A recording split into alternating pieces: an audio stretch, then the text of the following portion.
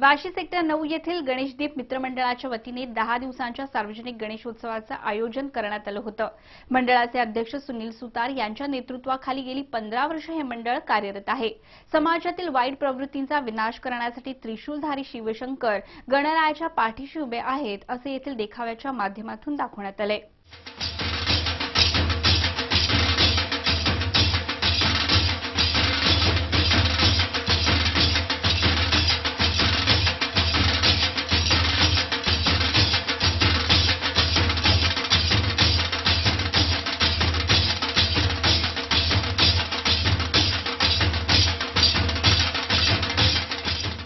Vashi sector 9 येथील गणेशदीप मित्रमंडळाच्या वतीने 10 दिवसांच्या सार्वजनिक गणेशोत्सवाचं आयोजन करण्यात आलं होतं। हे मंडळ अध्यक्ष सुनील सुतार यांच्या नेतृत्वाखाली गेली 15 वर्ष कार्यरत आहे। यंदा या मंडळाच्या वतीने हिमालय पर्वतरांगांचा देखावा साकारण्यात आला होता। समाजातील अनिष्ट प्रवृत्तींचा नायनाट करण्यासाठी त्रिशूलधारी शिवशंकर गणरायाच्या पाठीशी उभे आहेत असा संदेश देखावा व मूर्तीच्या माध्यमातून देण्यात आला। हा आकर्षक देखावा व गणेश मूर्ती पाहण्यासाठी भाविक भक्त मोठ्या प्रमाणात गर्दी करत होते। अध्यक्ष सुनील सुतार यांच्या वडिलांच्या काळात या मंडळाची स्थापना करण्यात आली आहे। व्यापारी लोकांचं मंडळ म्हणून हे ओळखलं जातं। या ठिकाणी सर्व जाती धर्मांचे लोक एकत्र येऊन हा उत्सव साजरा करतात असं सुनील सुतार यांनी यावेळी सांगितलं। तसंच नवी मुंबईकरांच्या सुखसमृद्धीसाठीही त्यांनी बाप्पा चरणी प्रार्थना केली। इस मंडल का नाम है गणेशदीप मित्र मंडल और ये पिछले 15 साल से हमारा ये मंडल एक्टिव है। इस मंडल की स्थापना हमारे स्वर्गीय पिताजी श्री कृष्णा सुतार जी ने की थी और इस मंडल में हमारे अरुण सुतार जी वो खजिनदार है, मैं यहाँ का अध्यक्ष हूँ। और ये मंडल एक व्यापारी मतलब यहाँ पे बहुत सारे व्यापारी लोग हैं, व्यापारी लोगों का मंडल है। यहाँ पे सर्व जाति धर्म के लोग आते हैं और भगवान के दर्शन लेते हैं। गणपति का नाम है सुख करता दुख हरता, मतलब वो सुख सबको देता है और सबके दुख हरता है। तो मैं इस पावन पर्व पे ये बोलना चाहता हूँ कि गणपति बप्पा नवी मुंबई को हमेशा सदा सुखी रहे।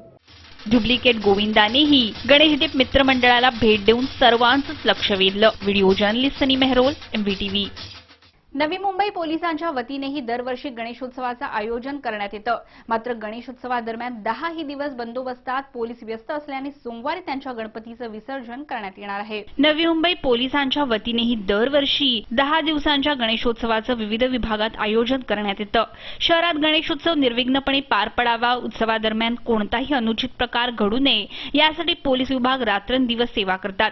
गणेशोत्सवाच्या 10 ही दिवस पोलिसांचा चोख बंदोबस्त असल्याने शहराच्या सुरक्षेत व्यस्त असलेल्या पोलिसांना 10व्या दिवशी अनंत चतुर्दशीला गणरायाचे विसर्जन करता येत नाही। त्यामुळे अनंत चतुर्थीच्या दुसऱ्या दिवशी म्हणजे सोमवारी पोलिसांच्या गणरायाचे विसर्जन करण्यात येत आहे।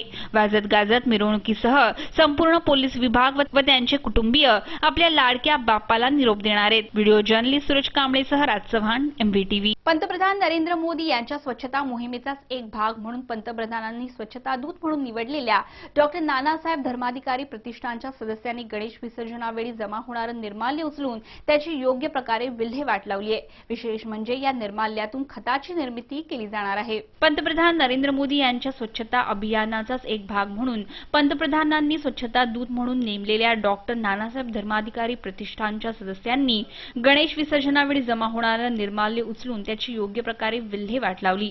गणपती बाप्पाच्या विसर्जनावेळी अनेक जण निर्माल्य पाण्यात विसर्जित करतात, त्यामुळे जलप्रदूषण तर होतच, त्याबरोबर पाण्यातील जीवसृष्टीलाही धोका संभवतो। त्याचप्रमाणे हे निर्माल्य पायाखाली येण्याची शक्यता असते।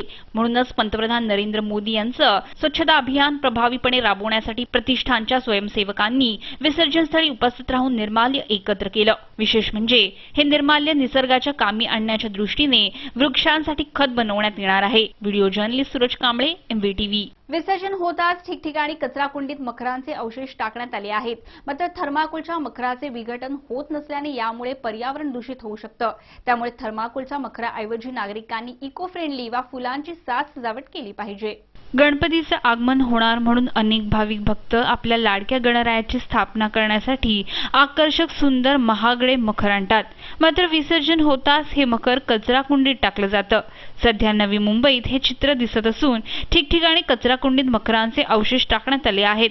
मात्र थर्माकोलच्या मकरांचे विघटन होणं कठीण असल्याने यामुळे पर्यावरण दूषित होऊ शकतं.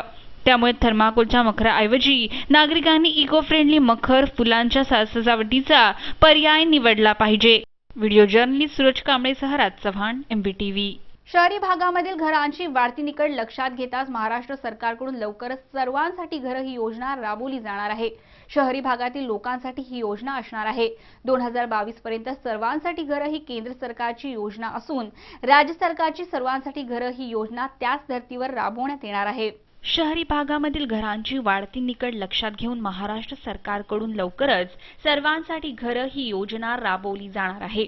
शहरी भागातील लोकांसाठी ही योजना असणार आहे. 2022 पर्यंत सर्वांसाठी घर ही केंद्र सरकारची योजना असून राज्य सरकारची सर्वांसाठी घर ही योजना त्याच धर्तीवर राबवण्यात येणार आहे. मात्र राज्य सरकारची योजना सुधारित, प्रात्यक्षिक आणि त्याहीपेक्षा चांगली योजना असणार आहे, अशी माहिती राज्याच्या गृहनिर्माण विभागाने दिली आहे. महाराष्ट्रातील जवळपास 50% भाग हा शहरी आहे. या शहरी भागातील शहरी गरजा देशातील अन्य भागांच्या तुलनेने वेगळ्या आहेत. त्यामुळे सर्वांसाठी घरांची योजना आणली जाणार आहे. या योजनेचा लाभ खऱ्या गरजूंना मिळावा याची दक्षता घेतली जाणार आहे. त्यासाठी देशातील कुठल्याही भागात स्वमालकीचे घर नाही अशा आशयाचे स्वप्रमाणपत्र या योजनेच्या लाभार्थ्यांना द्यावे लागणार आहे. केंद्र सरकारच्या योजनेच्या तुलनेनं राज्य सरकारच्या या योजनेत घरांच्या किमतीही कमी असणार आहेत. राज्य सरकारची सर्वांसाठी घर ही योजना आणखीन माफक, सुलभ असल्याने या योजनेकडे आता तमाम शहरवासियांचं लक्ष लागलंय. Bureau report, MBTV. इंटरनेटवरील सर्वात मोठं सर्च इंजिन असलेलं गुगल भारतीय रेल्वेच्या मदतीने भारतातील 100 रेल्वे स्थानक परिसरात वायफाय हॉटस्पॉटची सुविधा उपलब्ध करून देणार आहे. तर पुढच्या वर्षी भारतातील आणखी 400 स्थानकावर गुगलकडून अशी सुविधा सुरू करण्यात येईल, अशी माहिती पंतप्रधान नरेंद्र मोदी यांनी दिली. इंटरनेटवरील सर्वात मोठं सर्च इंजिन असलेलं गुगल भारतातील 100 रेल्वे स्थानक परिसरात वायफाय हॉटस्पॉटची सुविधा उपलब्ध करून देणार आहेत. तर पुढच्या वर्षी भारतातील आणखी 400 स्थानकांवर गुगलकडून अशी सुविधा सुरू करण्यात येईल. अमेरिका दौऱ्यावर असलेल्या पंतप्रधान नरेंद्र मोदींनी ही माहिती दिली. गुगलचे CEO सुंदर पिचाई यांनी ही महत्त्वपूर्ण घोषणा केली.